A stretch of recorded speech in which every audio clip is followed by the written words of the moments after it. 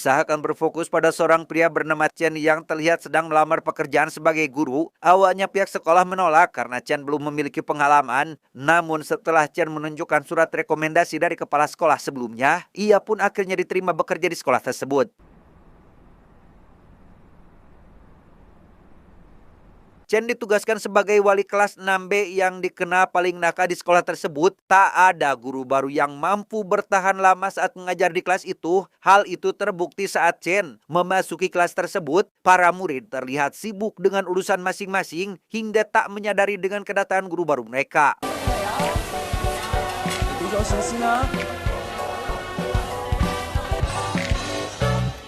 Meski begitu, Chen berusaha tetap sabar dengan menghampiri setiap murid yang sibuk dengan kegiatannya untuk memberikan pelajaran dari kesibukan itu. Setelah perhatian mereka mulai tertuju kepadanya, Chen memperkenalkan diri sebagai guru baru sekaligus memberikan nomor ponselnya. Namun karena mereka masih bersikap nakal, Chen membalas mereka dengan cara seperti ini.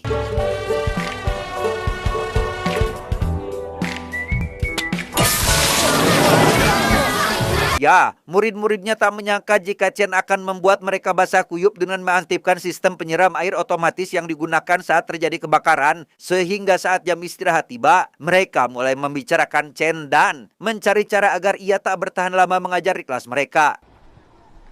夠膽死阻住我賣早餐做生意喎。放心啦，睇佢頂唔頂到1個禮拜。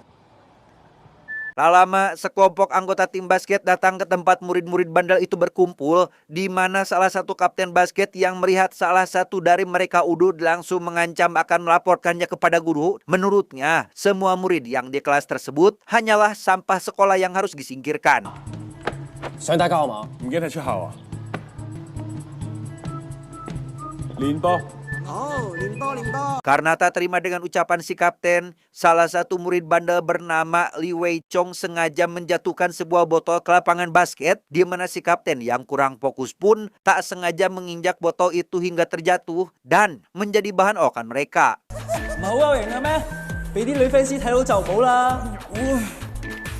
Atas kejadian itu, Wei Chong bersama keempat temannya mendapat hukuman menulis ulang peraturan sekolah sebanyak 10 kali. Namun bukannya jerak, mereka justru mengerjai guru yang memberikan hukuman tersebut dengan menyimpan seekor ulat bulu di dalam buku tugas yang akan dikumpulkan.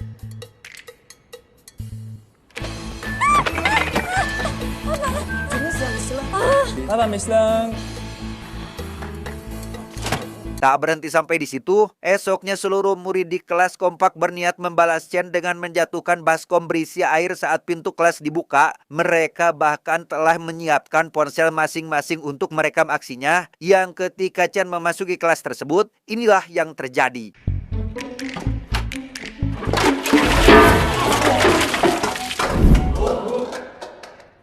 Ya, semua muridnya begitu terkejut saat melihat Chen yang mampu menangkis jebakan mereka. Kemudian ia mengatakan jika yang tak suka berada di kelasnya bisa dipersilakan keluar dengan syarat mampu menjawab 3 pertanyaan yang akan diajukan terlebih dahulu.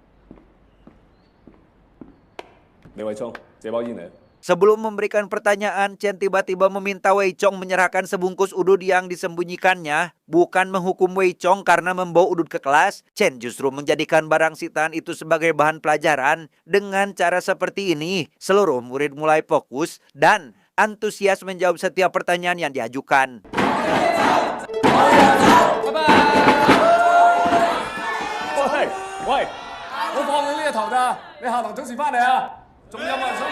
Di sisi lain, pihak sekolah kedatangan seorang menteri pendidikan yang akan memeriksa kelayakan sekolah. Pasalnya, sudah beberapa tahun ini tidak ada satupun murid yang berhasil lolos ke universitas. Jumlah siswa terus menurun setiap tahun ajaran baru. Sang menteri pun memberi waktu 1 tahun untuk meningkatkan kualitas sekolah, yang jika tak kunjung ada perubahan, sekolah tersebut akan langsung ditutup oleh pemerintah.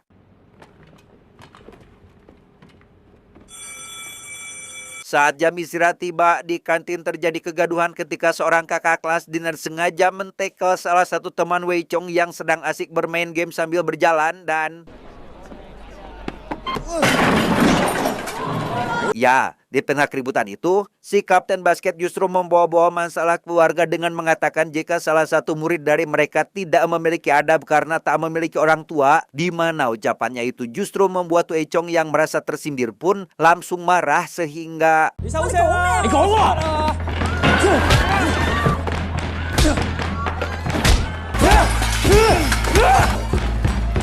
atas kejadian di kantin, 5 murid tersebut terancam akan dikeluarkan. Namun setelah Chen meminta kesempatan kedua kepada Pak Kepala Sekolah, mereka berlima pun diberi surat permintaan maaf dan penyesalan atas apa yang mereka lakukan. Namun Wei Chong memilih pulang dan tak menuliskan surat tersebut.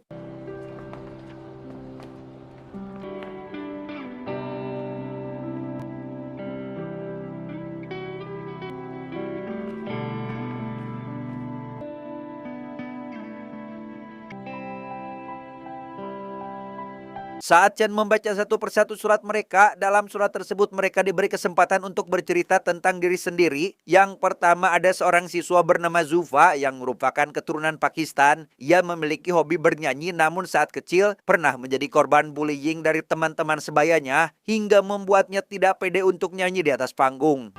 我只係希望將來做個廣東歌歌手，得到大家嘅認同。 Murid kedua ada Wang Denan, satu-satunya perempuan dari kelima murid bandel tadi, sangat menyukai mobil balap dan alasan mengapa dirinya selalu tampil seperti laki-laki adalah karena dulu ia menganggap orang tuanya lebih menyayangi adik laki-lakinya dibanding dengan dirinya yang merupakan seorang perempuan.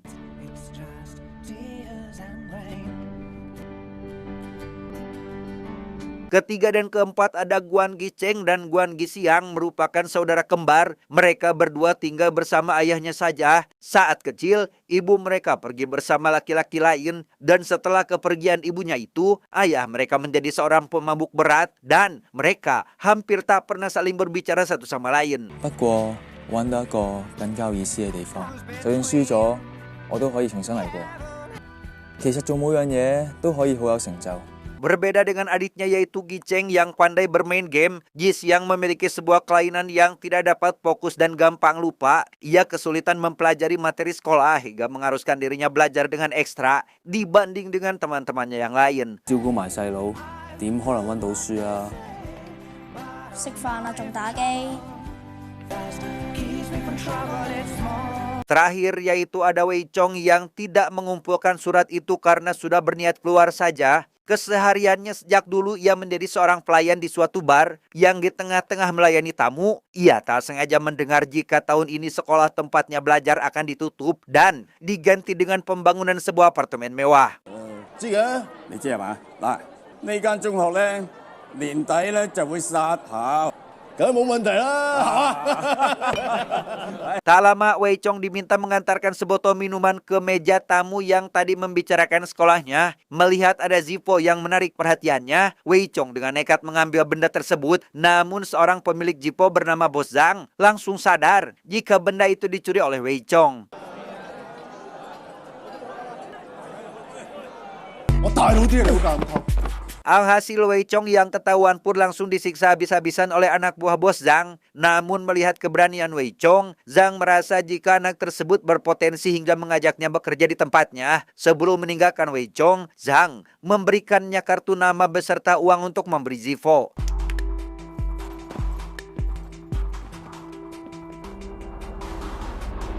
Selesai membaca surat mereka satu persatu, kini Chen dapat gambaran bagaimana cara menyelesaikan masalah mereka masing-masing. Saat ini ia mendatangi Zufa yang diketahui orang tuanya memiliki toko di sebuah pasar yang ketika berhasil menemukannya, Chen melihat Zufa sedang dikejar-kejar oleh belasan orang sehingga...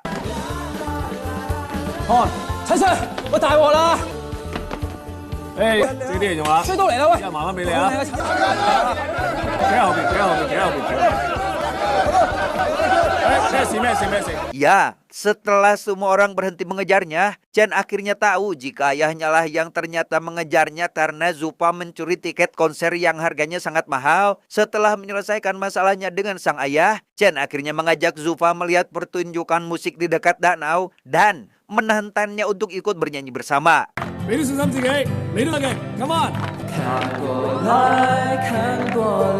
Selesai membuat Juva sedikit membaik, esoknya Chen bermaksud mendatangi Wang Denan, di mana saat ini Wang Denan sedang diminta berdandan cantik oleh ayahnya untuk dikenakan dengan seorang pria yang akan dijodohkan dengannya. Namun karena Denan tidak mau, ia malah mendandani sang adik dan langsung kabur dari rumah. 哇！呢啲數學都拎100分啊！有哇！你搞咩你？ can scream with our wildest dreams. We don't care what will happen after sweet 18. Denan yang kabur memakai mobil ayahnya langsung dikejutkan dengan kemunculan Chen. Ia begitu kesal karena mengaku sangat ingin sekali menyetir, di mana Chen yang tak kehabisan akal pun mengajak Denan ke sirkuit balap untuk berlomba dengan sang ayah.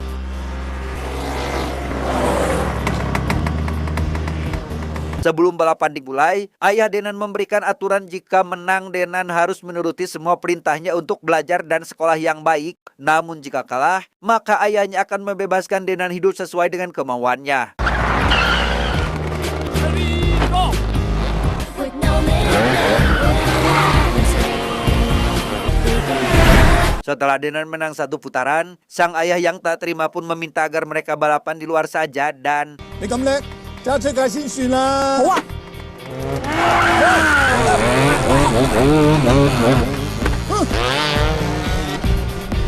ya, aksi balapan itu pun memasuki kawasan perbelanjaan yang padat penduduk hingga membuat semua orang was-was, yang meski sang ayah terus meminta Denan untuk berhenti karena bahaya, ia tidak mendengarkannya sama sekali. 做人真要賠好多錢㗎！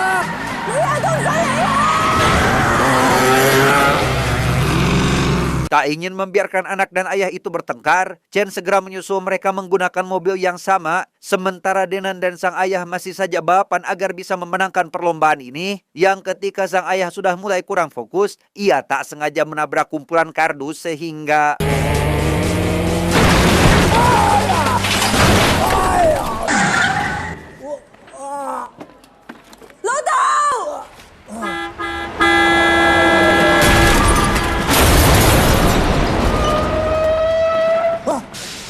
Sang ayah yang kecelakaan begitu terkejut saat melihat mobil truk menggilas mobil balap anaknya. Ia sangat panik seakan tak peduli dengan rasa sakitnya sendiri, langsung menghampirinya untuk memastikan kondisi anaknya. 我真係唔係鬧你啊，我好錫你啊女，我好錫你啊女啊，你出翻嚟。 Denan yang rupanya selamat dapat mendengar semua ucapan ayahnya yang tampak begitu menyesal, membuat Denan terharu hingga pada akhirnya anak dan ayah itu kini menjadi berbaikan. Denan sadar jika sebenarnya ayahnya itu sangat menyayanginya, sehingga kini mereka berjanji akan lebih mendengarkan satu sama lain. 係啊，你應承咗唔管我㗎。冇帶卡我幫你碌住先。多謝晒陳 Sir，唔該晒陳 Sir，我揸車走先啦。喂！拜拜，地址查電係啦。 Sementara itu di sisi lain si kembar Guan terlihat masih belum damai dengan kelakuan sang ayah sebagai peminum. Di saat ada kesempatan, Chen akhirnya bertemu dengan ayah mereka dan mengajaknya untuk berbicara empat mata. Entah apa yang Chen katakan, namun esoknya beberapa murid diminta berkunjung ke pusat rehabilitasi untuk melakukan observasi, termasuk Guan Gicheng dan Guan Gixiang. Di sana yang akan diwawancara rupanya ayah dari mereka berdua, sehingga dalam sesi seperti ini, sang ayah benar-benar mengungkapkan penyesalannya, sehingga membuat si kembar sedih.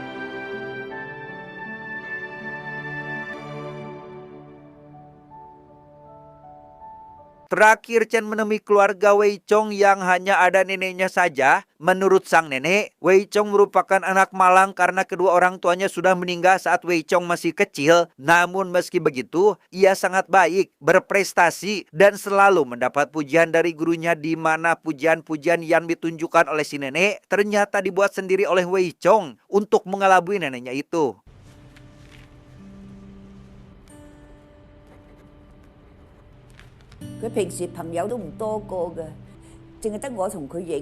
Di sana Chen melihat sebuah larutan stimulan pembius agar refleks dan stamina seorang petinju turun secara drastis di tengah ronde, sehingga sebelum pergi dari sana, Chen memberikan sang nenek uang, mengaku jika Wei Chong mendapat sebuah beasiswa dari sekolah.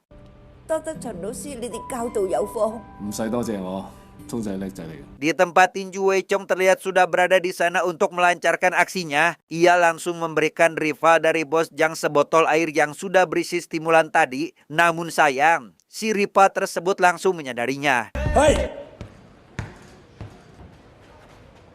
What's this? 建哥，收聲！我搞嘢，幾時同你講嘢啊？收聲Tak lama, Chen datang ke tempat tersebut untuk mencari muridnya. Mendengar suara sang guru, Wei Chong pun langsung gugur-guguran di dalam ruang ganti tersebut, bahkan kencing agar Chen segera menyadarinya. Yang karena semua orang di sana tidak kooperatif, Chen pun memilih untuk bertarung saja dan...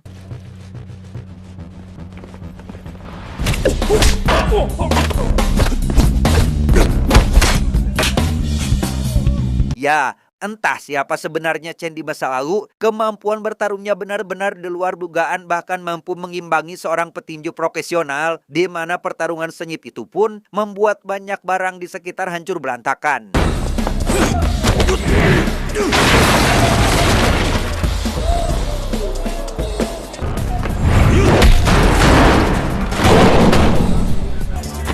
Animal, come and get some. Dengan memanfaatkan vaselin, Chen mengoleskan ke wajah sang petinju hingga mengenai mata, membuat penglihatan lawannya menjadi kabur sehingga...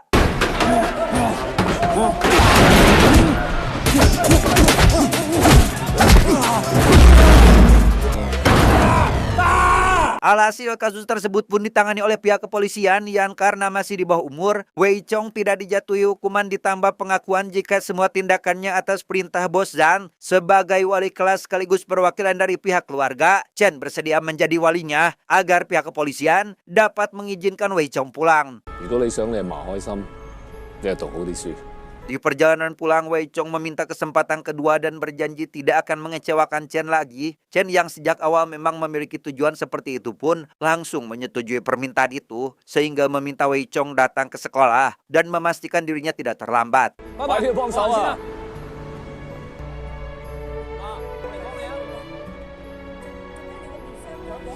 Sebuah kanal YouTube mengunggah rekaman video pertarungan Chen saat melawan petinju profesional. Seluruh murid yang menonton video itu sangat bangga dengan kemampuan wali kelas mereka. Bahkan kanal tersebut menceritakan riwayat hidup Chen yang merupakan lulusan sekolah yang sama sekaligus mantan tentara Amerika. 唔怪得咁抽得啦。 更有人爆料，原來佢就係德智中學嘅大師兄嘅。佢係邊個？ Mengetahui Chen alumni sekolah tersebut, para murid yang penasaran pun meminta seorang staf kebersihan sekolah untuk menceritakan seperti apa Chen dulu. Chen dulunya dikenal sebagai seorang murid yang sangat bandel, nakal, baragajul, pernah merusak patung pahlawan yang ada di sekolah, bahkan sampai dikeluarkan oleh pihak sekolah. 校長雕像嗰個鼻啊，都係俾佢打崩嘅。 Sejenak kita mundur ke masa lalu saat Chen dikeluarkan dari sekolah. Saat itu sekolah sedang mengadakan acara kelulusan dan Chen tiba-tiba membuat kegaduhan dengan menyerang seorang pemain piano. Keduanya malah bertarung dan menyebabkan sebuah patung pahlawan rusak, di mana kejadian itulah yang membuat Chen dikeluarkan. Meski begitu, Pak Kepala Sekolah menyarankan keluarganya untuk sekolah militer ke Amerika. Bahkan kepala sekolah sendiri yang memberikan surat rekomendasi untuk sekolah barunya.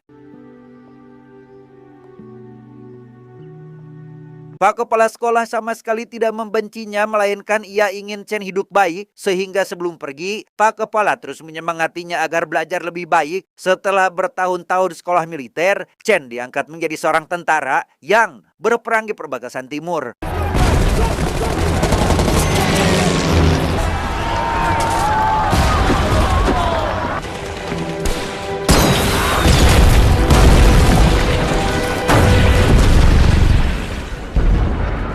Setelah merasa cukup menjalani kehidupan sebagai tentara, Chen memutuskan untuk melanjutkan hidup sebagai seorang backpacker, yaitu pelancong yang berkeliling dunia dengan anggaran terbatas dan hanya membawa barang secukupnya di dalam ransel. Ia menjelajahi berbagai negara dari barat ke timur, mengarungi samudra, mengenal beragam budaya, dan di sepanjang perjalanannya itu, Chen tak pernah berhenti berkirim surat dengan kepala sekolah.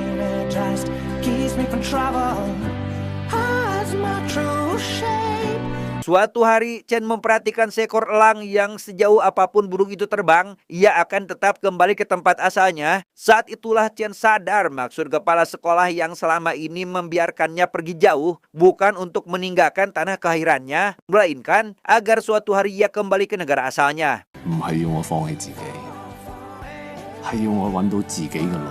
Beruntung Chen belum terlambat dan berkesempatan bertemu dengan Pak Kepala Sekolah yang sudah sakit-sakitan. Sebelum kepergiannya, Pak Kepala Sekolah berpesan agar Chen mengajar di sekolah lamanya dan membimbing adik-adik kelasnya. Sehingga itulah alasan Chen melamar sebagai guru di sekolah tersebut.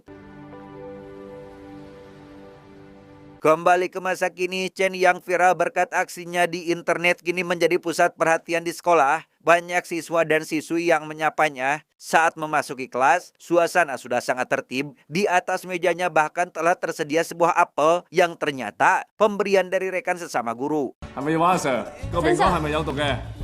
個蘋果係我請翻你食㗎。Bye。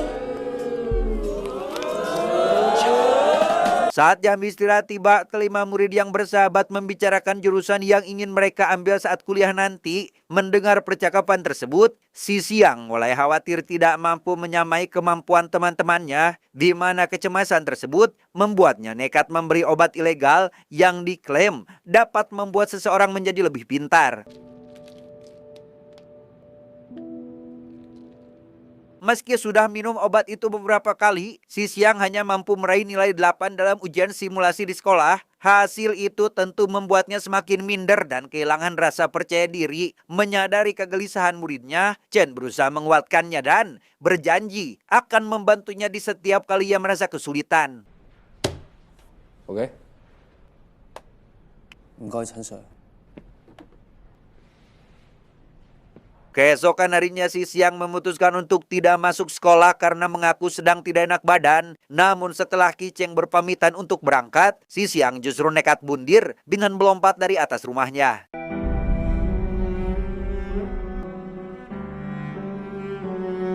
Beruntung si Siang rupanya masih bisa diselamatkan. Namun atas insiden itu, pihak sekolah pun menjadi sorotan publik karena dinilai tak memperhatikan muridnya. Bahkan sekolah terancam ditutup jika murid-murid yang akan mengikuti ujian meraih nilai kecil, di mana Menteri Pendidikan dan para jajarannya melakukan interogasi terlebih dahulu kepada Chen sebagai wali kelas dari si Siang untuk mempertanyakan kelayakannya sebagai guru. 冇，我冇解釋。 Meski sudah menjawab semua pertanyaan mereka, Chen resmi dikeluarkan sebab beberapa pihak menganggapnya sebagai guru kejam yang dinilai telah membuat murid-muridnya tertekan. Padahal kenyataannya, Chen adalah sosok guru yang sangat disayangi oleh anak-anak. Hal itu terbukti saat para murid kelasnya yang menyadari kedatangan Chen nekat mengejar motornya hingga ke jalan.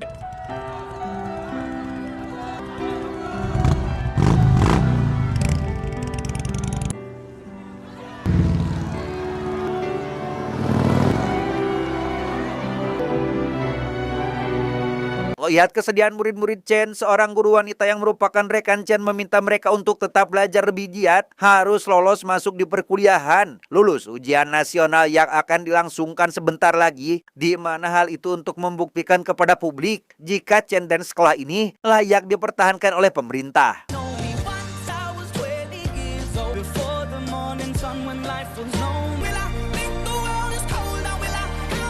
Kabar tersebut akhirnya sampai ke telinga Bos Zhang yang sejak awal memang menginginkan sekolah itu ditutup untuk kepentingan bisnisnya, di mana ia dan rekan-rekannya pun mulai menyusun rencana untuk menggagalkan upaya para murid agar tidak berhasil lulus ujian.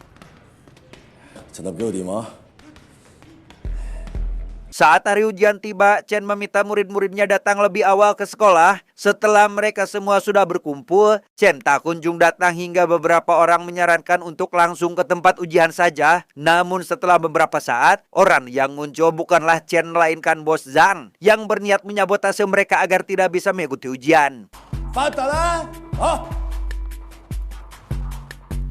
Seluruh murid dikumpulkan di suatu tempat dan dikunci dari luar. Semua ponsel mereka disita agar tidak mengadukan soal ini kepada Chen. Namun tak lama kemudian, Bak Batok, salah satu anak buah Bos Zhang, tiba-tiba terkena lemparan bola dari arah depan. 學校唔准食煙啊！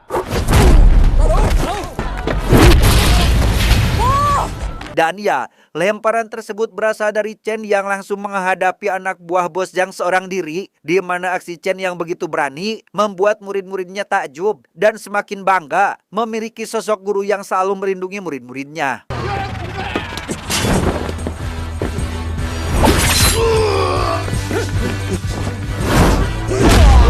Setelah memastikan seluruh muridnya berangkat ujian, Chen harus berhadapan langsung dengan bos Zhang. Di tengah pertarungan, Zhang memberitahu jika Chen adalah orang yang pernah menghancurkan pertunjukan pianonya di masa lalu, hingga pada akhirnya Chen langsung mengenali siapa Zhang di masa lalu.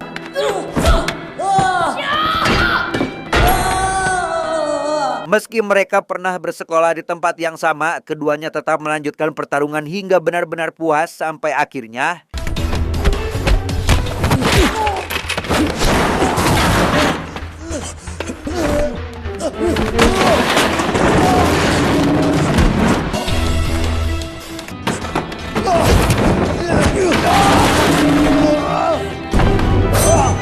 setelah amarah keduanya mereda, Chen yang selama ini merasa berutang permintaan maaf pun akhirnya meminta maaf dengan tulus kepada Zhang. Ia mengaku menyesal karena tidak menjadi murid yang baik semasa sekolah. Sementara itu, murid-muridnya berhasil tiba di ruangan ujian tepat sebelum ujian nasional dimulai.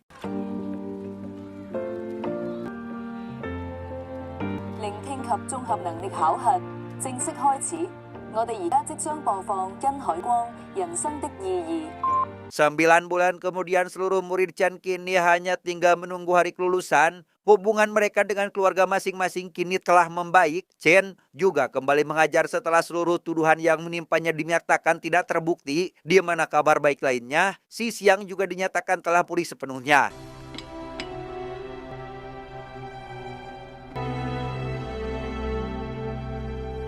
Tamat, endingnya sangat membagongkan.